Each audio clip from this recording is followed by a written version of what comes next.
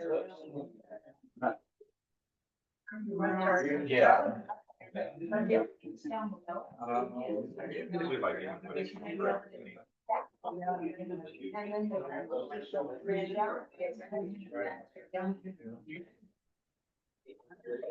Time is 5:30, please stand for the pledge of allegiance.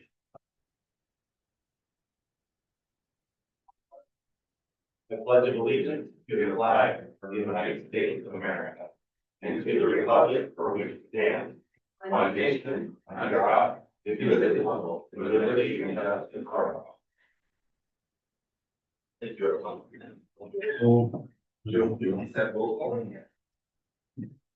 Mayor Hart, Present. Councilmember Arnold, Councilmember Bryson, Here. Councilmember Carlson, Here. Councilmember Carson, present, Councilmember Gorman, here, Councilmember Taylor, here, Councilmember Woodhouse, here. City Attorney Martin, here. Police Chief Kennedy, Here. Public Director Wilson, Here. Clerk Wilson, here. Fire Chief Britton, Here. and Mr. Bieber.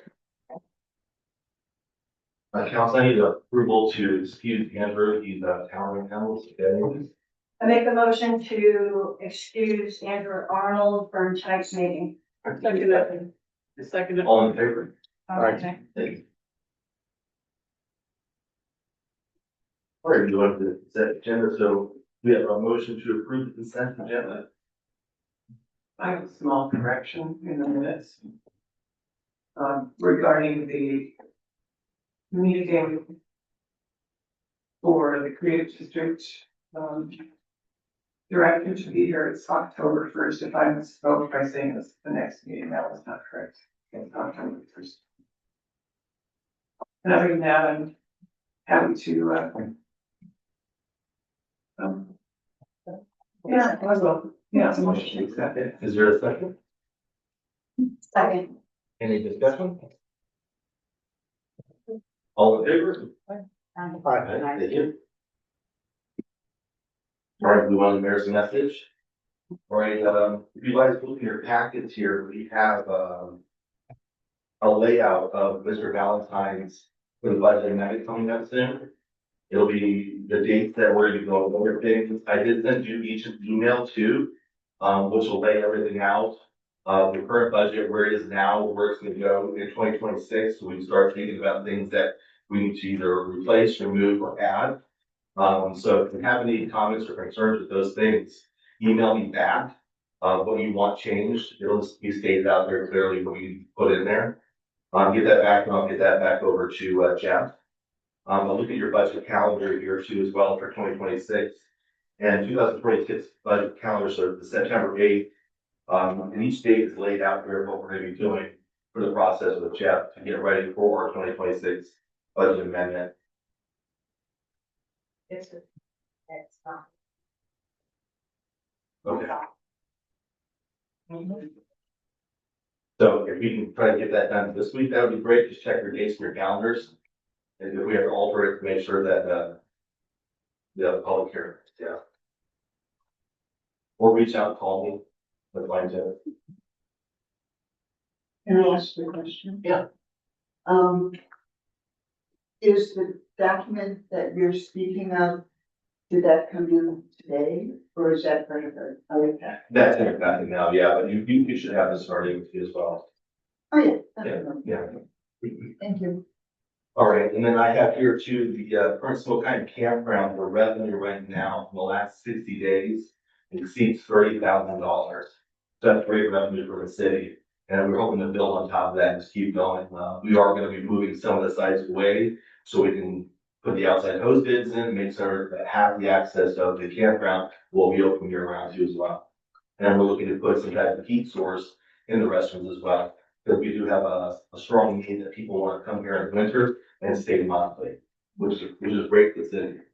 And then doing so, the Jeff is able to show the numbers from the revenue stream from the campgrounds.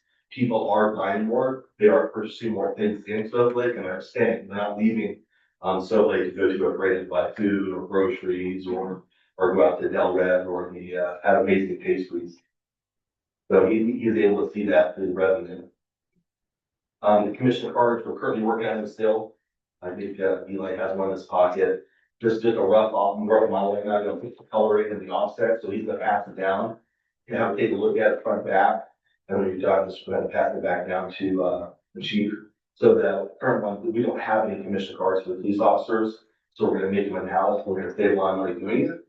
And, Public Works will have official IDs.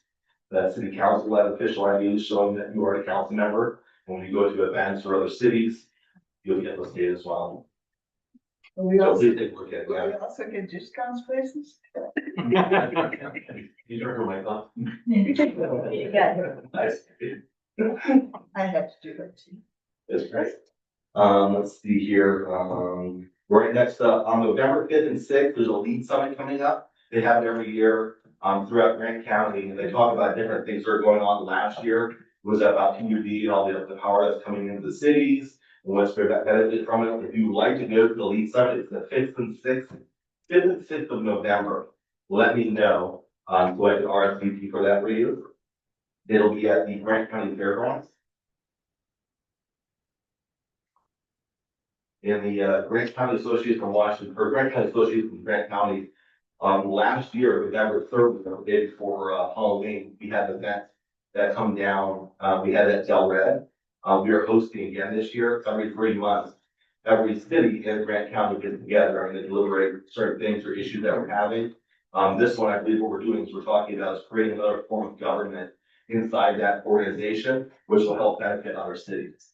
Our city, their city, so if any pull a grant, all the cities will join up and say, hey, we need to get a grant from the city for this, or help anywhere we can. Parks, public works, they're gonna get a grant for wastewater or water tower. We're all gonna work together for each city to help out. So that's really important to do too. If you'd like to go to that, let me know. That is October 30th at 6 p.m. And I need to know, make sure everyone goes, so if there's a quorum, I need to be able to post it on.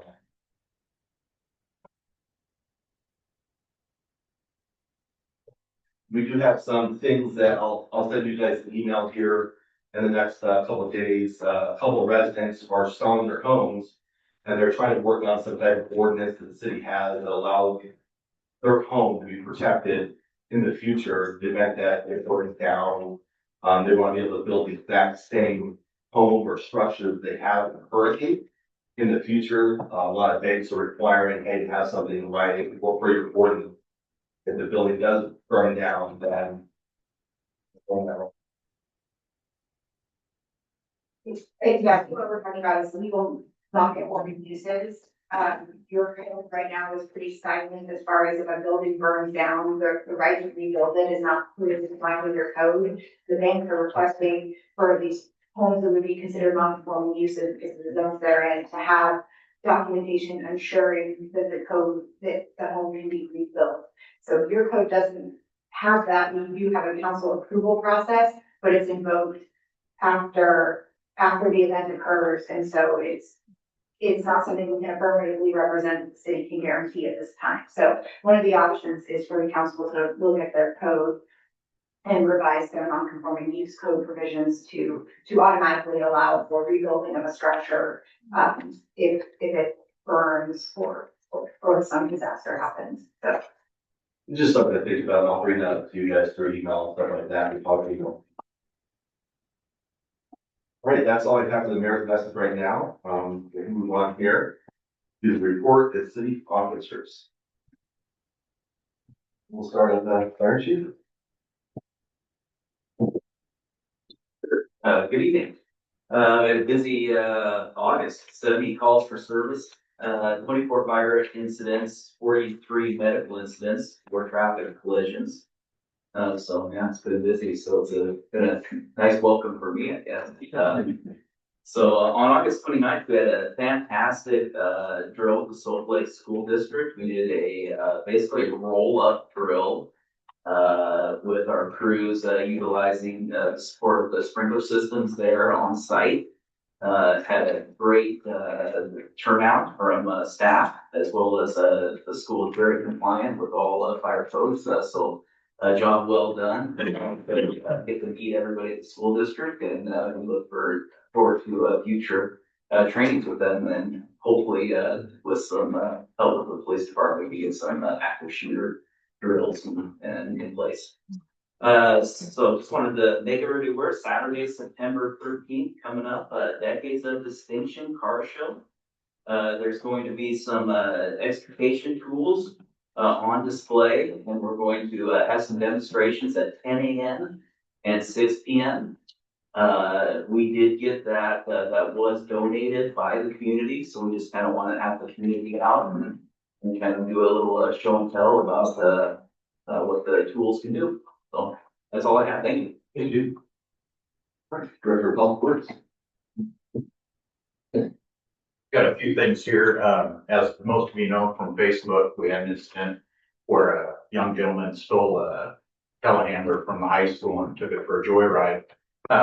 About 3 a.m. in the morning, I got a call from the wastewater plant. That's where our telemetry system for our water system, or telemetry system for the water is, that we had a well that wouldn't start. I went up there, we got that reset. At that time, I was not aware of the gentleman on the telehandler.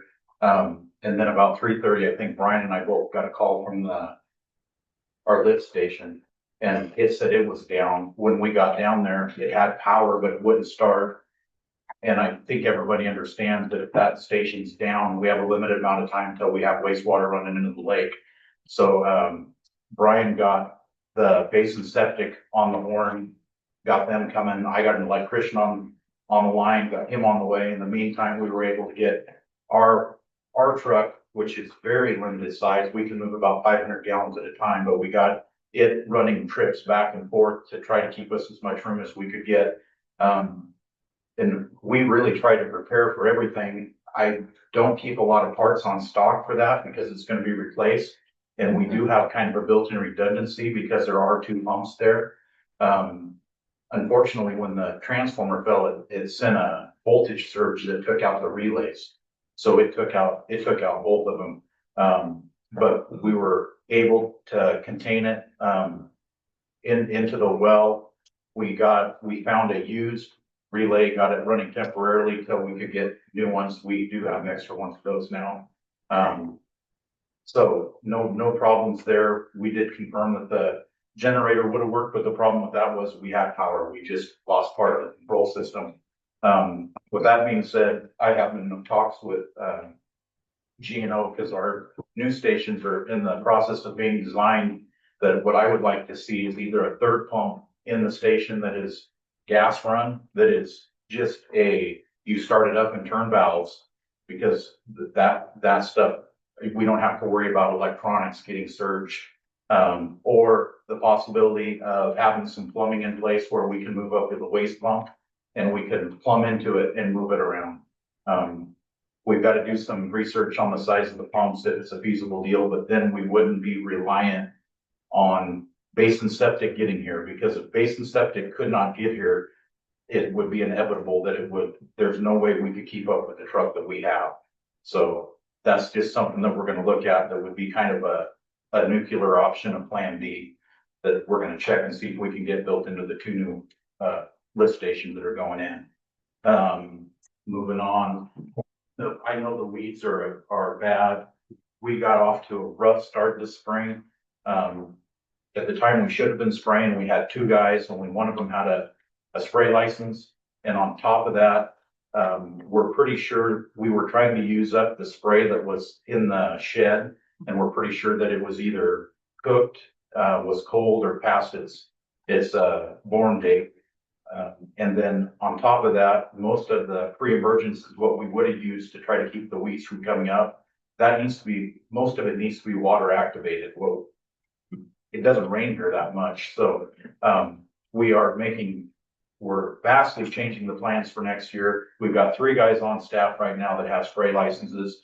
We will have two separate spray rigs out, and we're looking at doing a slip and water tank in our dump truck, so that we could follow the guy that was spraying behind with water, so we could activate that pre-emergent. So, and we're continuing to spray today, but just so everybody knows that next year will look totally different. We'll be prepared for it. And unfortunately, this was our first year. The crew that's working here now, I think Brian's got the most tenure. And what are you at 7 months now? So it was new to us. So we'll be better next year. Well, one, we've shut down for maintenance. There is a possibility that the coliform hit might have come from that well. We don't know.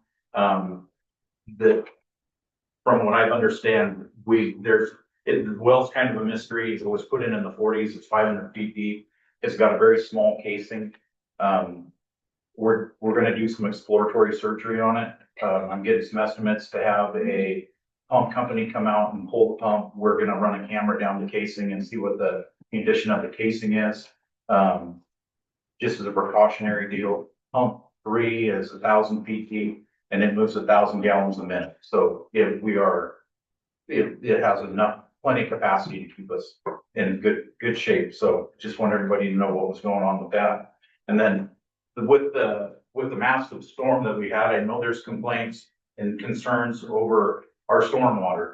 And that's another thing that's a little bit of a mystery. GNO was good enough to get us the drawings that they've had on the system, but they are lacking. They do not show all the lines that are in the ground. So some of you might have seen us out this week. We've been over in the Buttercup 3rd Street area.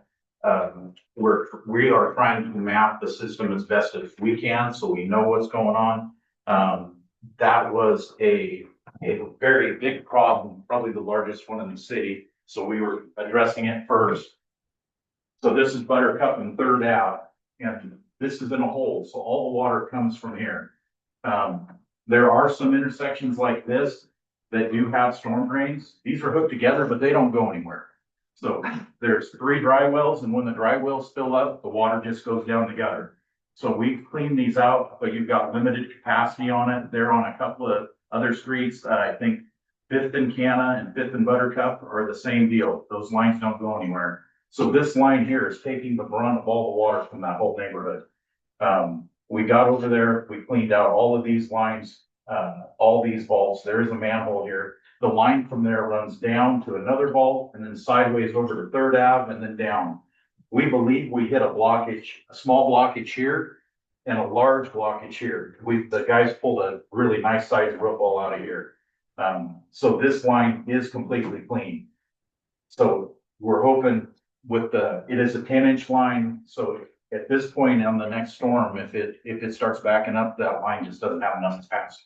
But it should drain a full 10-inch flow on the next storm. So we are actively looking at that stuff, but we have to squeeze it through between the other stuff that we're doing, mowing lawns, taking care of hydrants, spraying weeds. So, but we are looking at them and we'll get to them as fast as we can. So, anybody have any questions? Thank you. Thank you very much. Good. Chief. Good evening. This was the first month of me being here, and once again, thank you for giving the opportunity. We had 147 calls for service this last month with 21 arrests. We dealt with 5 accidents, 4 DUI arrests, and 81 tickets issued through the city. We've been working on wrong-way parking for vehicles and also vehicles that have expired tabs. We marked 36 of those in the city, and we didn't have to tow any of those. So I just want to thank the people in the community for helping us out, get those vehicles off the road. Been working on the new FDO program. We don't have one in place right now, so it's a booklet for field training officers who are coming out of the academy. So we haven't had one in Siltlake for quite some time. So that's almost wrapped up because we have a gentleman, Tyler Smith, graduating September 9th from the Spokane Academy. And anybody interested in going, stop by and I can give you all the information with that. Also, you have a release of impound vehicle in your packet. City in the past has put a lien against vehicles who were towed for September 3rd. And I'm asking the city council and the city attorney to look into this so we can amend this. People who are being arrested for suspended third getting tickets, and if the vehicles are impounded, they're paying the impound fee to the tow company anyway. So I'm asking you if you can amend it, look at that and then have that amended. Thank you. Thank you. Thanks, Peter. Good person. I don't have a report for this month yet. I will have that at the next council meeting. I've been working with, our officers on code enforcement issues, and they're actively pursuing and cleaning, not cleaning, but in notifying property owners to take care of their properties. And citations have been issued, but, we're making it better. And we need to make it better. Again, I just don't have a report for you for this meeting, so any questions? Thank you. Thank you. No more reports from city officers. All right, we're gonna move on to report standing of special committees. Chamber of Commerce. Okay, so we've got trunk or treat in the works. We are working with our chiefs, fire and police chief, along with the chamber. We have moved it down to Small Cayenne Park. We will have our first responders on First Avenue, which we're gonna have blocked off. So that way, in case there is an emergency, they're able to leave. But we're encouraging families to come down and check out our police and our fire and take pictures with them, ask them questions and things like that. If you want to participate and have a vehicle to decorate, we do have, we are gonna have a best decorated booth or a car or however you wanna come in. You will be placed on the grass. And it's first come, first served, we'll place you as you come. We will also have a costume contest. So that will be another thing that kids can look forward to. And we're working with some of our local businesses because one of the things, Officer Gates pointed out and just community members is we're trying to figure out if we can get some of our local businesses to bring food and down there. So that way when the parents come home, they can just get their kids dressed and come down to our event and have dinner and hang out. We've extended it this year an hour because we're gonna have a lot more going on. There'll be games, there'll be music, there'll be other things. It will slowly expand as we're doing that, but please, come out, bring your vehicle or a pop-up tent or whatever you'd like, decorate it, this is gonna be a good time. And this way also it keeps the kids safe because they're gonna be in the lawn, in the park and on a closed off road and not out in the street this year. So, we're going for bigger and better and we're gonna keep working on it. I already have a Rat Rod Club also that's gonna come out with their vehicles and decorate them. Working on some other car clubs and things like that. So hopefully, let's make this big and great for the community. So please come out. If you have any questions, contact the chamber or police department or the fire department and any one of us will kind of put our heads together and give you an answer. Oh, and before I forget, Shop About. The Shop About is a thing, it's not necessarily a chamber event, it's always done by the coalition, but what it is our local businesses have sidewalk sales. It will be October 19th. There'll be an advertisement and it will encourage all the businesses in town, including Garden Gizmo out on 28, and everybody to have sales or incentives to come check out their businesses. So that will be posted here shortly. It's always a good event and it's just something, so everybody can check out their local businesses and support local. Thank you. Read this. Good evening, everyone. Drainage District, we had a meeting with our sister CD group in Rose Lake last week. We meet with Ellensburg and Rose Lake and also obviously Snowflake. We're working on developing a map between all three cities. So, that's kind of fun. It's also good to share what works and what doesn't work and how we tried things or just sharing information. And also, we're having our celebration for the establishment of the Creative District starting on October 1st. There will be a city council meeting here, and our director from Arts Law, who's in charge of the program for the Creative District, will be here to do a presentation for how the Creative District works, and you're all welcome to come. And then following that, we're gonna have a couple of days where we're encouraging the local businesses and locations in the Creative District to put up some art and have the public be able to use them. So that's in progress. And then we're culminating that with a celebration here at the community center on October, October 1, 2, 3, 4. Yeah, thank you. October 4th, we'll have some beverages and activities and food here. So mark the calendar, save the date. Thank you. I have one other question that is from a different group, and that's from the Economic Development Committee. And I just wanted to check in on July 16th.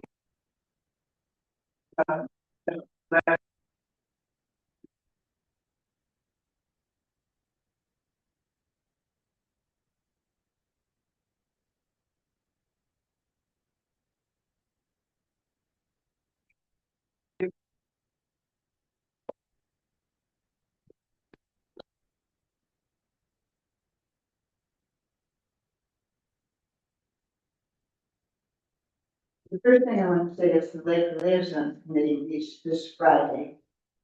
So I don't want to forget to say it. It meets here and it meets from 1, and usually go to about 3 o'clock. And everybody in this room is invited personally by the chair. Me. And we keep getting the same people and that's good. But I'd really like to hear some of the new voices or old voices that are, willing to come and speak with the Lake Committee, which is the official recommendation source of the city. It's a city committee that brings forth something that has not been brought before and from a new perspective, but it's all about the lake.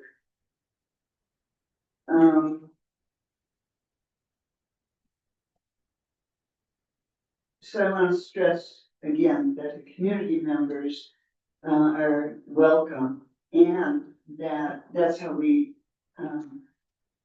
build a committee is committee members urge non-committee members to speak what they want to say. And so it's an opportunity for each of you, if you have something to say, to come to that meeting. And it's the first Friday of every month at 1 o'clock in this room.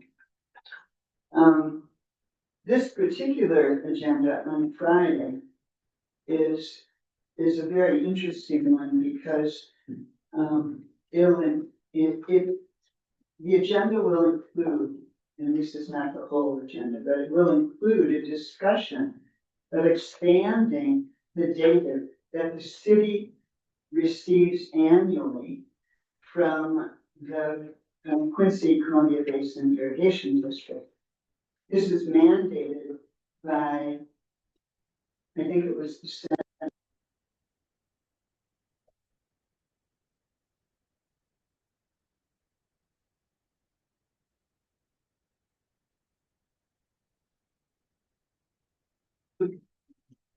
And rolled it up in storage in what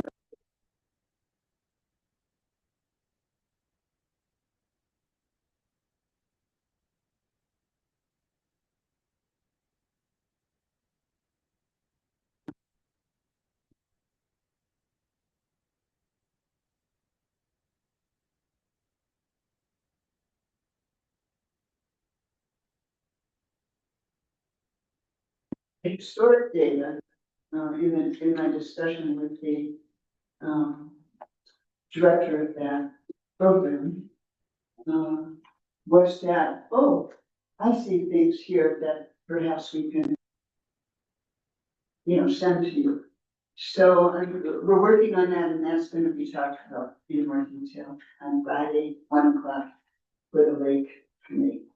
Thank you. Thank you very much. All right, anything from the utility committee? No, not this evening. Prevention coalition?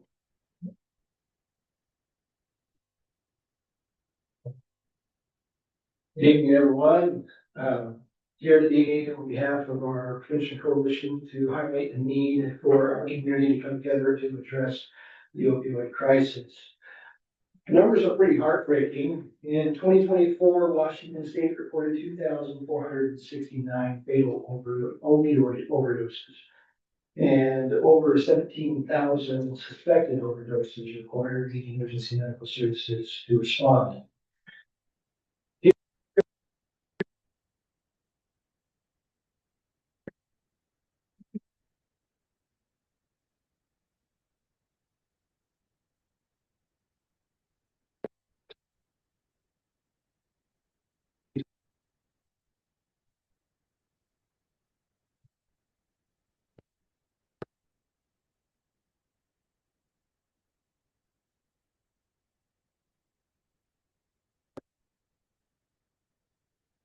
The experience, the hope in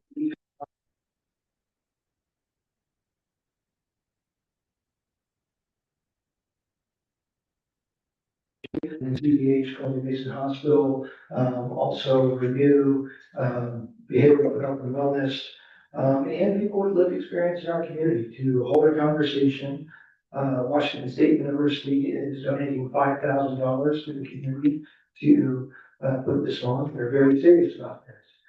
So for those of you that are interested in a space for honest dialogue where we can better understand challenges, identify resources, and create solutions that actually work in our community, please be a part of that. You can get a hold of me. My office is in the fire department.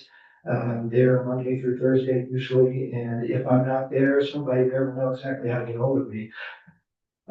There's also something else that everyone of us can do, everyone in this room. We can properly dispose of unused and expired medications. Prescription drugs, especially opioids after surgeries and things like that, often just end up in a medicine cabinet somewhere, sitting there for a very long time.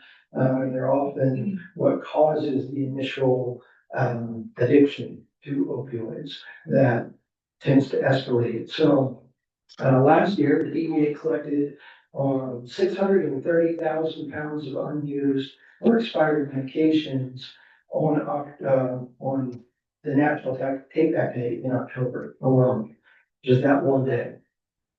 That was in partnership with over 4,500 law enforcement agencies across the nation. That's an average of about 145 pounds per site. By comparison, Soap Lake contributed 6 pounds.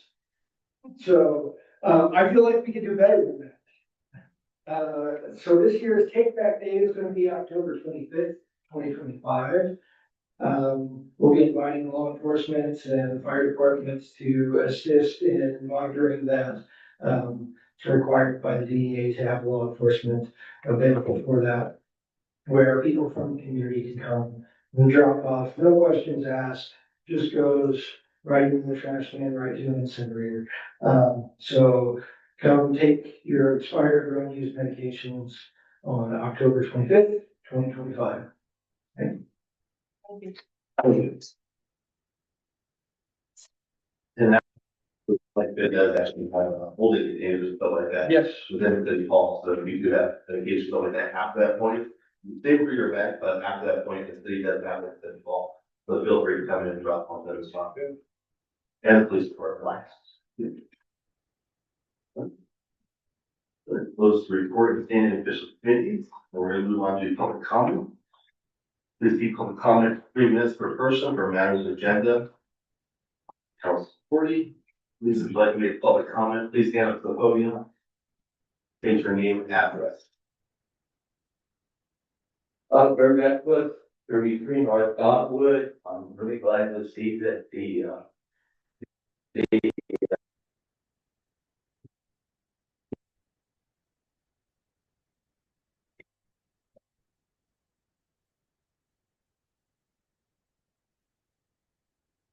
extra penalty of approximately $3,800 a month that he is not entitled.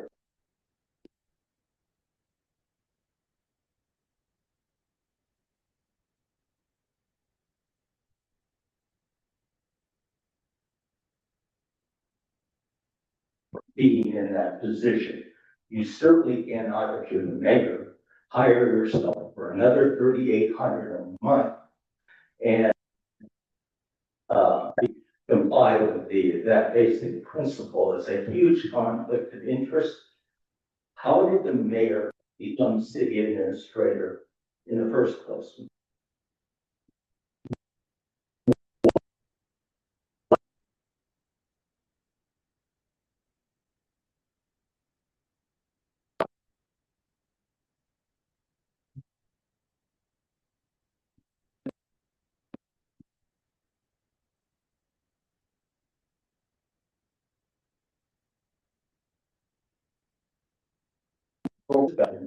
Is turn to your city attorney and ask.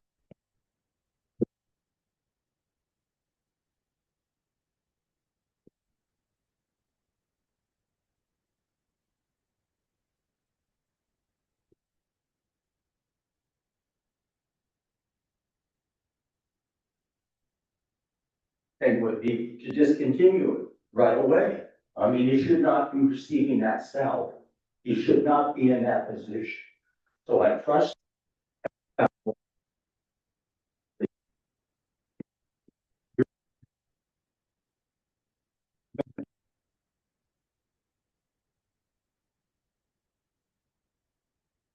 lived there for 3 years now, and my complaints are all about Peter Sharp.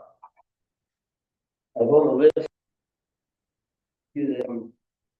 Danielle wrote out to me, I believe, and said that they're going to investigate all these things I said about Peter. And she said she'd take them seriously. To let you know, he put air vents in my garage with the help of my regular system.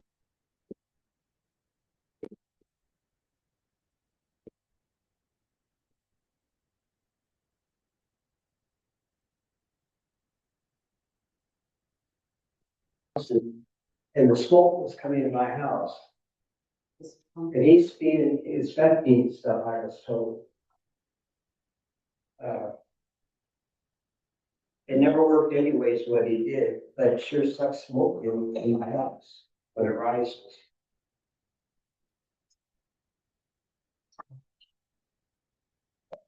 I heard he's doing inspections. He's got violations with the L9. He lost his license in 8/28/24, and he's doing inspection. He's got 2 constructions, a plumber and electrical. Got shielded into my electrical. He used the wrong size wire. They hooked on the wires, and then he did nail it down. The guy found so many things he did wrong. So I would like to know who pointed. I was told, and I read, and I may be quite wrong, but it's Peter has to be appointed to this position by the city council. He just can't say, on it, give me all this money. I know how he is, and he has violations at his house too. His fence, he told me, my fence, it only got 4 feet from the front of my house. Well, his fence is 6 feet all around his house. How can he break the code? Because he's mayor. He's got his trailer parked out in front of his yard all this time. The fence he built was terrible for me. He just spray painted some black stuff on the post. Some of my posts were 11 feet apart. 10, 9, not 6 feet. The fence fell over on one side, and the retaining wall which didn't last at all. That was a joke. And he's doing inspections for the city. He beat down almost $20,000, and yeah, I'm upset with him. He told me 4 days, so he's done.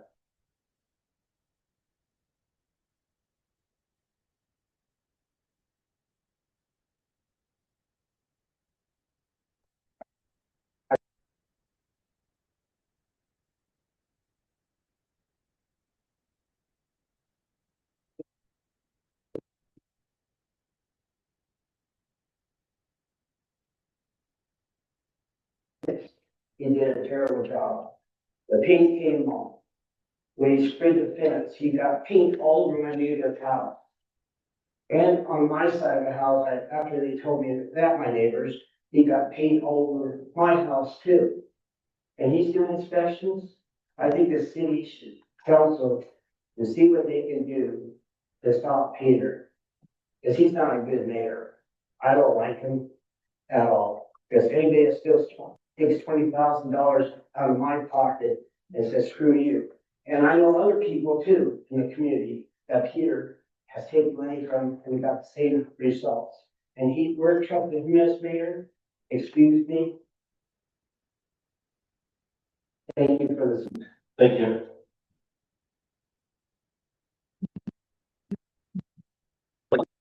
Please, voting state your name and address, please. My name is Thomas Page, I live at 232 Cash Street, South. Dad came to visit with Dad was good. I know it is. Dr. Mr. Olson. You didn't go down on where. Okay, we are going to Lakeland have a city council meeting. Now, you guys are. Order. You're disturbing the whole meeting. Sorry, please. Okay, I was just telling Mr. Olson, I understand about the rain, but you know, the low man and pulling to weed whackers, go one way, that's what I got. I like the. But it's like potluck thing, but sugar trees, that's cool. I wish you guys would have it up at your cave or maybe get the cave involved in it. I mostly like when Christmas comes around, try to get you guys involved in it, to their stuff there. Then, as far as last meeting, you guys, and I could be wrong, the tree might know better. You guys had a executive meeting, and yes, you guys can have one without mayor present, but you guys are supposed to vote on it. Beforehand, you guys didn't vote on it. You just said, we're doing it this way, and you guys all got up and went. By law, you have to.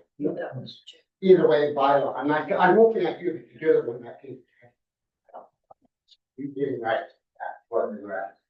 But you guys, by law, you have it without the mayor, but you guys are supposed to vote on it in this room before you get out and go do it. You guys can't do that. And then you're not supposed to vote in that room. And the first thing we said, when we got to now, Mr. Gordon said we all agreed to have this stuff put on the agenda, which means you guys voted in that group. So that's kind of watch the fine line, you know, what you can't do it, how we do it, because I'm trying to, you know, explain the problem, so I'm just trying to get the ins and outs and the rights and the wrongs of it. If you know, no offense, our last mayor up and quit because that would affect the room. He did, he just get one to put up to make it. Only thing I've heard, I've been here come off and on for 2 years, is you guys don't really discuss stuff as a group in here, because you guys belong to so many groups on the outside. So when you guys come here, it's bam, bam, we're out the door, Peter doesn't want to talk.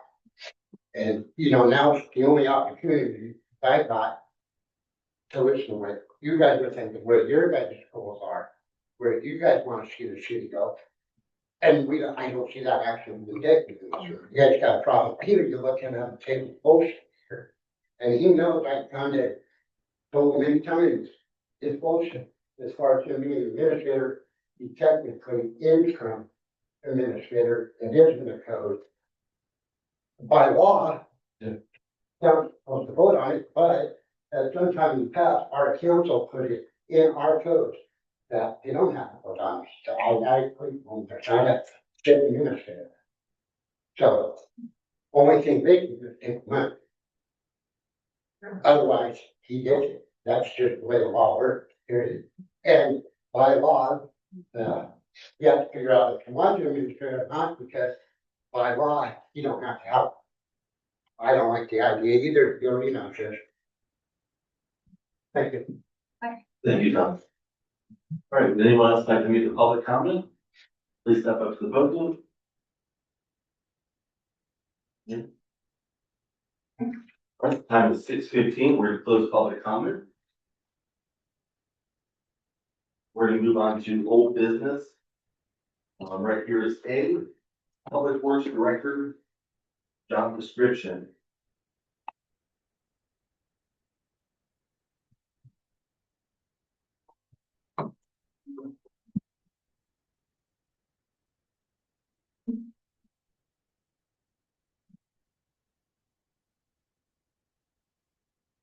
Thank you.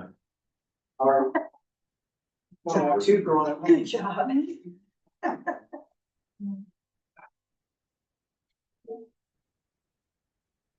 All right, you just have the descriptions that you guys submitted in, and then I believe Jody also sent you some job descriptions that we currently already have approved last year.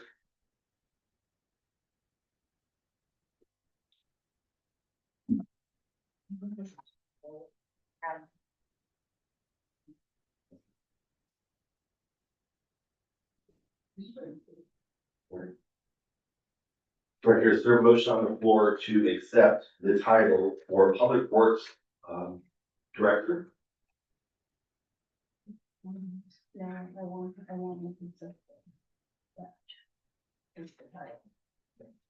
I'll motion to accept the. Yeah, I think it's a little confusing how it's done in this agenda, but, and later on in the agenda, you've got an ordinance to actually put in the public works director as a department head. But you have not yet adopted a public works director actual position. And so this could have probably either gone up, down with the other agendas. So this is just to adopt the public works director job description, which I assume is consistent with what Eli is currently doing and the salary range he's currently doing. It's not to fill any vacant positions, it's just to formally adopt that position because you don't have it technically yet. So we need to have a motion and a second so we can discuss it. I just motion. Yeah, a second. I'll second. All right, discussion.